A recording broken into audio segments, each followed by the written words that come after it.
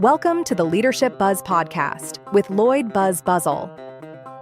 Buzz is an international coaching federation, ACC credentialed coach, and a retired Air Force officer with more than 37 years of leadership experience guiding individuals and teams.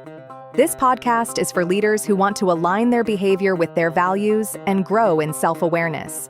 Each episode follows a simple format: one book, one story, one concept, and 3 coaching questions to help you reflect on your own leadership. Because leadership isn't just about results, it's about character. Work hard. Tell the truth. Let's roll. Thanks, TJ. Trust is the operating system of leadership. When it's strong, teams thrive, and one of the simplest ways to build trust is this: work hard and tell the truth. Today, we'll look at a key idea from the 7 Rules of Trust book. Today, we're exploring the leadership book, The 7 Rules of Trust, written by Jimmy Wales with Dan Gardner and published last October. In the book, Wales reflects on how the trust-based model behind Wikipedia allowed millions of people around the world to collaborate and build one of the most widely used sources of knowledge on the internet. The authors argue that trust is not something leaders can demand. It has to be built intentionally through everyday behavior, clear purpose, and transparency. Buzz, let's talk about that idea. Welcome back to the Leadership Buzz. If you've listened to this podcast before, you know I have often come back to a simple phrase that has guided a lot of my leadership thinking over the years. That's work hard, tell the truth. It sounds simple, maybe even too simple. But the longer I've been around leadership, both during my years in the Air Force and now coaching leaders, the more I believe those two things sit right at the center of trust. And trust is really what leadership runs on, as all relationships do. Let me give you an example. In the year 2000, there was a company that published its corporate values in its annual report. They were impressive words: respect, integrity, communication, and excellence. Those sound like the kind of values any organization would be proud to put on the wall. But within a year, this company collapsed in one of the largest corporate scandals in history. The name of that company was Enron. Executives were hiding debt, manipulating financial statements, and misleading investors and employees. The problem wasn't the words. The problem was the values weren't real. They were written down, but they weren't lived. And people inside an organization always notice that gap. One of the quiet tests leaders face is this: are you acting based on your values, or are you acting based on who the boss is in the room? Are you saying something because it's true and it aligns with the mission and the values of the organization and your own? Or are you saying it because you think that's what the boss wants to hear? Because servant leadership doesn't work that way. Servant leaders aren't trying to impress the person above them. They are committed to the mission, the team, and the values of the organization, whether the boss is present or not. Their behavior stays consistent, and that brings us to today's book. In the 7 Rules of Trust, Jimmy Wales makes some simple but powerful points in the very first rule. He calls it "make it personal." We'll be talking about that in just a second, but trust is won and lost to a person to person. Not through slogans, not through mission statements, and not through posters on the wall. Trust grows through everyday interactions between people. It grows when leaders show up, do the work, and tell the truth. And that is exactly what we're going to explore today. Buzz, the book talks about the idea of make it personal. Why is trust in leadership often built through personal relationships rather than just roles and authority? Thanks, TJ. Titles can create authority, but they sure don't automatically create trust. People watch how leaders behave day after day. They notice whether you're consistent, whether you listen, whether you follow through, and whether you tell the truth even when it's uncomfortable. Trust grows through those personal interactions. Over time, people don't trust the position someone holds, they trust the character of the person holding it. In the 7 Rules of Trust, Jimmy Wales talks about a triangle, that a version of a framework that came from the work of a professor at Harvard Business School. And in that triangle, there's authenticity, empathy, and logic. And this is a pretty good description of building trust. And that trust surrounds being authentic, being honest. Then there's an empathetic piece, and then the logic. And the logic surrounds, like, can you deliver on your words? Like, can you do the thing that you said, right? I had a class in Chicago once for a business class at Northwestern, And during that class, a lady, a civilian that I didn't know, not in the military, told me a story, and we were supposed to share things in class. She said, "Hey, it was so personal, she didn't want it shared." She says, "You need to promise me." Well, I've kept that promise to today. That's been at least 8 years, I think, since she told me that story. Didn't share it during class, took a little heat from the instructor, but I could tell that story today. But why would I? It was just between the two of us. She'll probably never hear this podcast, but I think that's part of delivering is that you're able to deliver on what you say you're going to do.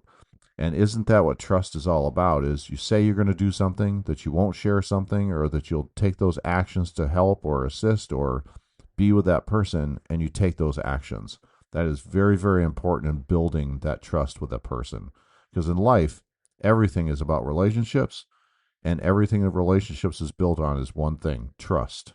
If a leader listening today wanted to build more trust with their team, what is one simple way they could begin making leadership more personal this week? Trust becomes personal when leaders slow down enough to actually see the people around them. Let's face it, people want to be seen, heard, understood. That's pretty simple. That might mean having a short conversation with someone about what they are working on, asking how they're doing, or simply listening without rushing to the next task. Small moments matter. A quick check in, remembering something important to someone, or giving honest feedback can make leadership feel more human instead of distant. And there's also kind of a feel there that you assume the good faith in people first. What is their viewpoint? Can you articulate what the other viewpoint is? I had a leader that came to me and said, "Hey, we need to go to the boss and tell the boss that this is the way it needs to be done." And I said, "Well, what's the other viewpoint?" And they said, "Well, there is no other viewpoint. This is the only way it is. People just don't want to do it." So I sent that person back and said, "Hey, let's think about this overnight. Come back in here tomorrow and let's sit down and go over and see what that other viewpoint is." Person came back the next day. They sat down and they said, "Hey, I think I understand, and I think we're going to hold off on interacting and working on this until we get a little bit more information, a little bit more time in the saddle to be able to get this fixed." And I think just being able to view it from the other person and assuming good faith that people aren't just trying to make you angry or trying to throw you off is really important. Coach Buzz, what happens inside a team when leadership becomes too transactional and people start to feel like they're just another number? Have you seen that in your leadership experience? Yeah, I have seen that. Transactional leadership really just focuses on only on tasks, results, and probably performance metrics. Those things all matter. Don't let me lead you wrong on that. But people need more than that. They need to feel noticed, valued, and connected to a purpose. Leaders build trust when they recognize the contributions of individuals, when they show appreciation, and when they remind people how their work fits into the bigger mission. When people feel seen and respected, leadership stops feeling transactional and starts feeling more meaningful. It's just more than task, okay? I try and stop and talk to people at times. When I was in the Air Force, I would just find times to stop by their desk, or if I was just walking by their desk, and I'd ask them a question. Hey, what's that picture on your desk? Hey, is that your dog? Is that your kids that are your screensaver? And don't make it about the task or the deadline or even about work. And if it does go to that's fine too. But I find often, like when you try and stop and talk to somebody, they will try and steer that back to work because it's normally about work. But when it becomes a little more personal, you'll notice that they interact with you more also. You're walking past the desk, they know you're, say, a Boston Red Sox fan, and they might comment on baseball to you when they see you. But otherwise, steer it away from that and just focus on those little things around them, like their families, their pets, whatever they have around their personal space. I think that's a great way to do that. I had a boss that when they showed up to the workspace, all they wanted to do was ask questions about the deadlines. And that really created more of a transactional type space for people. And the workers, my folks, because this was my boss, they kind of resented that. They really didn't want that. And that really made them feel like, okay, they're just here to find out about the deadline. And so I gave that feedback And it actually helped. Like that, they changed. They didn't realize that's what they were doing when they came into that particular workplace. I think that was a great win for us. I do want to talk a little about this week, the fastest way maybe to build trust, or the way we usually see it being built on teams. And I think that's really through consistency among the leader, and then just seeing honesty amongst your leaders. And those leaders need to just not be protecting themselves. And that's the first thing I think people will kind of look at, like, oh, is she or he just out for themselves? And like when something goes wrong, they're willing to throw people under the bus, whether they intend to do it or not, and not standing in front and being the leader and taking their position. And really just not living the value of what maybe a servant leader or servant leadership looks like. And that's really taking care of people and serving them first.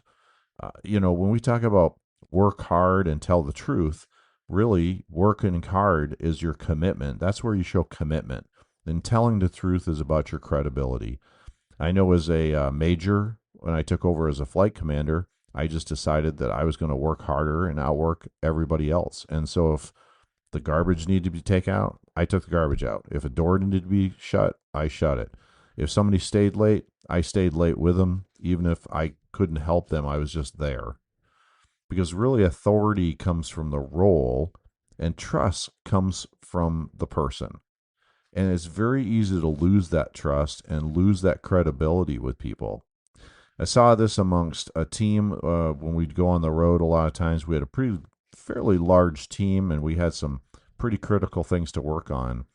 And being personal with people and being consistent with them and being focused when you have to be focused, and giving people the room and the space to be able to be adults and work on their own. Because people know their jobs. If a person knows their job, you don't have to treat them like a child. You can actually let them figure things out on their own and come to those conclusions they need to do in their technical job. If you can manage that and help that and be consistent with that, and really just talk to them on a personal level while being living your values and being a servant leader, I think is what's going to build that faster. And I would just ask you, how do you see this as playing out? Do you consistently just make it transactional like we were talking about before? Or are there times when you just really have to break down and talk to a person? Because if you're only talking to people from a role position, you are just making that transactional. That's not becoming something that's going to build that honesty and consistency with people. The commitment piece and the credibility piece is what people are really looking for. And once they see that, they will do anything for you.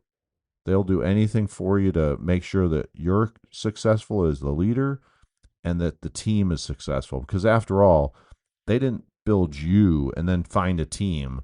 The team was built with the mission in mind. And then the leader was placed in front of that mission. So you're performing a role on that team as the leader. Let's get to this week's 3 coaching questions for our listeners. Okay, for the first coaching question, what does making leadership personal look like in the relationships you have with the people you lead? What does that look like to you? How does that show up for you week in, week out as a leader? 2, where in your leadership might people experiencing you more as a role than as a person? In other words, rather as a title than as a human. And you are what you are behind that role. And do people see that? Finally, 3, what might change on your team if people felt more personally known and valued by you as their leader? How would that be known, and how would that show up? Today we explored The 7 Rules of Trust by Jimmy Wales and Dan Gardner, and the idea that trust grows when leadership becomes personal. When leaders take time to know their people, listen, and treat them as individuals rather than roles, trust has room to grow. As you reflect on today's conversation, ask yourself this: how personal is your leadership with the people you lead? Buzz, over to you. Thanks for listening to the Leadership Buzz. If this episode helped you think a little differently about leadership, do me a favor. Share it with another leader who might benefit from the conversation. Leadership grows when we pass good ideas along. And if you're enjoying the podcast, please take a moment to follow or subscribe wherever you listen. and leave a rating or a short review. That really helps other leaders discover the show. You can also connect with me on LinkedIn, where I continue the conversation around leadership, coaching, and building strong teams. Thanks again for listening, and remember, work hard, tell the truth.